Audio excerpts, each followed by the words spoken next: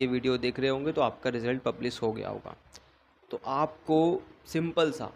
जिस भी कॉलेज के अंदर आपका नाम आया है उस कॉलेज को एक्सेप्ट कर लेना है। अब अपग्रेड वाली चीज़ों को बिल्कुल अवॉइड करना, क्योंकि सीट्स ऑलरेडी कम हैं, ठीक है। और जिन भी स्टूडेंट्स को एटलीस्ट जो भी सीट्स बची हुई हैं उस सीट्स के आधार पर, उस सीट के बेस पर, इस सेकंड CSAS एलोकेशन पर उन सभी स्टूडेंट्स को एडमिशन कंफर्म करना होगा। तो अब आपको अपग्रेड करने से बचना है, सबसे इम्पॉर्टेंट चीज़ ये है। दूसरी चीज़, आप सभी को बहुत अच्छे तरीके से पता होना चाहिए कि कॉलेज ऑलरेडी जो है वो जितनी भी सीट्स आई थी तो लगभग सारी सीट्स फुल हो चुकी हैं और 10-20 हज़ार के आसपास सीट बची हुई हैं। जेन्युइनली मैं बता रहा हूँ आप सभी को, हर बार जो है वो दिल्ली यूनिवर्सिटी की सीट्स आती हैं तो कहीं ना कहीं 8,000 10,000 इस तरीके से सीटें, 5-4 हज़ार के आसपास की जो सीटें हैं वो बची जाती हैं।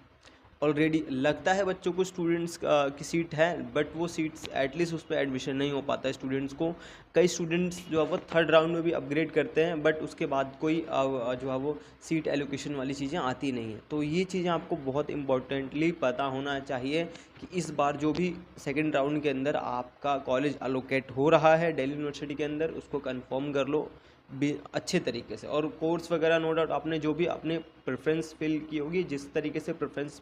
रखा होगा उसके बेस पर आपको मिलेगा आपका कॉलेज और कोर्स, ठीक है। अगली जो बात है, अगर आपको इस राउंड के अंदर भी नो सीट एलोकेशन की प्रॉब्लम देखने को मिल रही है, इन द सेंस आपके मार्क्स बहुत कम हैं और आपने सबसे बड़ी जो गलती कर रखी है वो क्या है, अगर आपके कम मार्क्स भी हैं तो आप सभी ने नॉर्थ कैंपस के कॉलेजेस को अभी भी नंबर 1 टॉप प्रायोरिटी पर रख रखा है। सीरियल नंबर 1 2 3 से लेकर 5 6 7 तक रख रखा है टॉप कॉलेजेस को, जिसकी कट ऑफ बहुत हाई जाती है। तो ये भी अगर आपने गलती की है तो नो डाउट यही सबसे बड़ी प्रॉब्लम है कि इस सेकेंड राउंड के अंदर भी आपका नो सीट एलोकेशन दिखा रहा है,